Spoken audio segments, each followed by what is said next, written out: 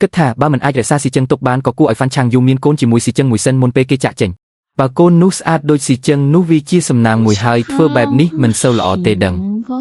ងនេះមិនមែនជាការលួចលាក់ទេមែនទេមិនហ៊ានលះបង់កូនធ្វើមិនចាប់ចោលបានគឺមិនហ៊ានលះបង់ចោលធ្វើមិនចាប់កូនបានឃើញហ្វាន់ឆាងយូស្ដាប់តាមយោបល់នេះយូឆានឆានក៏ចាប់ផ្ដើមផែនការឧចាប់កូនគួរឲ្យហ្វាន់ឆាងយូហើយផែនការនេះចាប់ផ្ដើមអនុវត្តជាផ្លូវការនៅយប់មុនថ្ងៃចូលឆ្នាំពេលត្រឡប់មកដល់ផ្ទះហ្វាន់ឆាងយូឃើញស៊ីចឹងកំពុងបង្រៀនឆាងនីងសរសេរអក្សរហើយក៏ប្រគល់ភារកិច្ចសរសេរពាក្យស្លោកជូនពរឆ្នាំថ្មីឲ្យស៊ីចឹងមិនខុសពីការរំពឹងទុកទេពកោសល្យរបស់ស៊ីចឹងធ្វើឲ្យហ្វាន់ឆាងយូភ្លៀងភ្លាត់ស្មារតីម្ដងទៀតហើយវិនាទីដែលហ្វាន់ឆាងយូចូលមកចិត្តស៊ីចឹងដែលលងស្នេហ៍នាងក៏មិនអាចទប់អារម្មណ៍បានដូចគ្នាដោយមិនប្រយ័ត្នគេក៏ធ្វើឲ្យខូចពាក្យស្លោកដែលសរសេររួច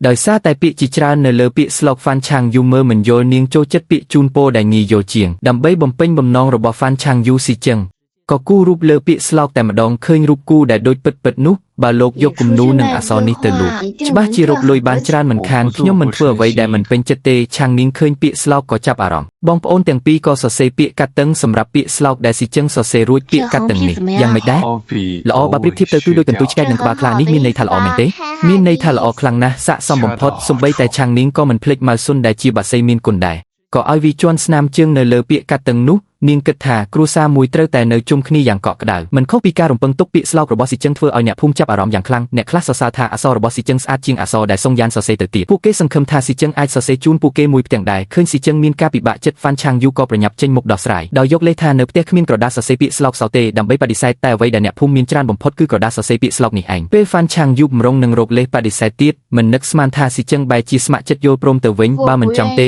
ក៏មិនបាច់យល់ព្រមដែរមិនបាច់ខ្វល់ពីខ្ញុំទេខ្ញុំយល់ព្រមហើយអំបញ្ញមិញលោកទើបតែប្រាប់ថាមិនធ្វើរឿងដែលមិនពេញចិត្តមួយផ្លែតសោះកុំលួចមើលអីដើម្បីជាការអរគុណដល់ស៊ីចឹងដែលសរសេរពាក្យស្លោកឲ្យអ្នកភូមិបានជូនអំណោយជាច្រើនមិនយូរប៉ុន្មានផ្ទះត្រកូលហ្វាន់ក៏មានមនុស្សឈរតម្រង់ជួរយ៉ាងវែងស៊ីចឹងបានសរសេរពាក្យស្លោកយ៉ាងពិសេសតាមបំណងប្រាថ្នារបស់គ្រួសារនីមួយៗពេលឃើញស៊ីចឹងពន្យល់ពីអត្ថន័យនៃពាក្យស្លោកជូនអ្នកភូមិក្រសែភ្នែករបស់ហ្វាន់ឆាងយូមិនអាចដកចេញពីស៊ីចឹងបានឡើយកាលពីមុនពេលលើគេអានសៀវភៅខ្ញុំគិតតែថាសំឡេងគេពីរោះតែមិនដឹងថាពីរោះត្រង់ណាទេរហូតដល់អំបញ្ញមិញពេលដែលគេងាកមកមើលខ្ញុំមើលទៅទីធ្លាដែលស្ងាត់ជ្រងមានព្រៅធ្លាក់ស្រាប់តែខ្ញុំមានអារម្មណ៍ថាអ្វីទាំងអស់សុទ្ធតែស្រស់ស្អាតសូម្បីតែខ្យល់ដែលបក់មកក៏មានអារម្មណ៍ថាទន់ភ្លន់ដូចជាពន្លឺព្រះអាទិត្យក្នុងរដូវរងាដែលចាំងមកជំខ្លួនខ្ញុំយ៉ាងកក់ក្ដៅតាមពិតពេលដែលមនុស្សយើងពិតជាសប្បាយចិត្តគេក៏អាចបញ្ចេញសំឡេងបានពីរោះដែរដូចជាពេលអង្គុយអាំងភ្លើងក្បែរចង្ក្រានសំឡេងអស់ឆេះបែកផ្កាភ្លើងតូចក៏អាចស្ដាប់ឬយ៉ាងច្បាស់ដែរសរសេរអក្សរយូពេកហ្វាន់ឆាងយូក៏បារម្ភថាស៊ីចឹងនឹងឈឺដៃតែពេលងាកទៅបែរជាឃើញយាយខាងក៏មកដែ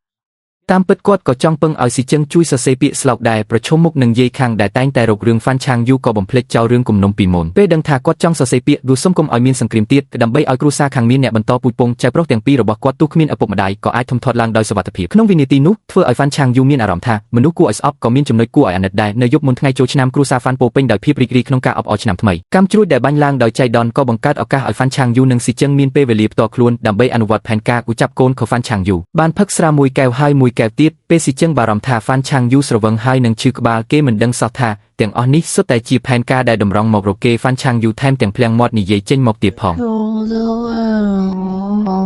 និយាយអីហ្នឹងហ្វាន់ឆាងយូឆ្លៀតឱកាសស្រវឹងចូលទៅជិតស៊ីចឹងបន្តិចម្ដងដើម្បីអនុវត្តផែនការឧចាប់កូនក៏ខ្ញុំបានរៀបចំរបស់ខ្លះឲ្យលោកជាបណ្ដាហើយធម្មតាឃើញនៅផ្ទះមើងម៉ាត់មិនសូវនិយាយស្ដីសោះបើលោកទៅបាត់ផ្ទះនេះប្រកាសជាស្ងាត់ជ្រុងមិនខានទីបំផុតស៊ីចឹងក៏ត្រូវវិលត្រឡប់ទៅជាមេតបវិញហើយចាក់ចេញពីហ្វាន់ឆាងយូពីមុនស៊ីចឹងត្រូវហ្វាន់ឆាងយូលក់ឲ្យយូឆានក្នុងតម្លៃ30ដំឡឹងដើម្បីធ្វើជាប្តីមួយថ្ងៃប៉ុន្មានដំឡឹងនឹងថោកណាស់30ដំឡឹងបាននិយាយទៅឆាងយូក៏មានចិត្តណាល្អដែរយិនចឹងបើមិនអញ្ចឹងទេលោកជួយធ្វើបុណ្យសាងកុសលទៅចុះបើអញអាចលក់បាន3ទៅ5ដំឡឹងខ្ញុំយកព្រមភ្លាមឆាងនីងតោះពួកយើងមិនបាច់ខ្វល់ពីពួកគេទេមិនក៏ឯងមិនទៅពឹងអ្នកផ្សេងដូចជាលោកម្ចាស់ទីអីនោះទោះគេព្រមក៏ខ្ញុំមិនពឹងគេដែរចេញទៅក្រៅខ្ញុំមិនពឹងអ្នកក្រៅដាច់ខាតពេលដឹងពីរឿងដ៏គួរឲ្យរន្ធត់នេះស៊ីចឹងពិតជាមិនចង់ត្រូវមនុស្សជាទីស្រឡាញ់ក្បត់សោះតែពេលលើថាបរោះដែលតាមរំខានយូឆានមានត្រកូលឈីក្រោយពីឈឺចាប់ស៊ីចឹងក៏ខំមាត់យល់ព្រមទាំងបង្ខំចិត្តលោកប្រុសឈីនេះជាប្តីរបស់ខ្ញុំយិនចឹងលោកប្រុសឈីត្រកូលខ្ញុំ លោកគឺជាប្តីរបស់ថៅកែយូមែនទេធម្មតាអ្នកទាំងពីរជួបគ្នាឈីមីងក៏ភ្ញាក់ផ្អើលដែលស៊ីចឹងរស់ឡើងវិញតែស៊ីចឹងបែរជាស្ងប់ស្ងាត់ហើយចង់រកស៊ីជាមួយគេទៅវិញតាមពិតគេស៊ើបដឹងថាមនុស្សរបស់ឈីមីងកំពុងប្រមូលទិញស្បៀងអាហារយ៉ាងច្រើនសន្ធឹកសន្ធាប់ការយល់ព្រមធ្វើជាប្តីខ្លាំងៗរបស់យូឆានឆានក៏ព្រោះតែចង់សាកល្បងមើលថាអ្នកណានៅពីក្រោយការប្រមូលទិញស្បៀងអាហារនេះប្រឈមមុខនឹងឈីមីងដែលត្រូវស៊ីចឹងបណ្ដេញចេញយ៉ាងងាយស្រួលមិនក៏បោះបង់ប្អូនថ្លៃខ្ញុំងាយៗម្លេះ30ដំឡឹងរបស់ខ្ញុំនេះពិតជាចំណាយបានសមតម្លៃមែន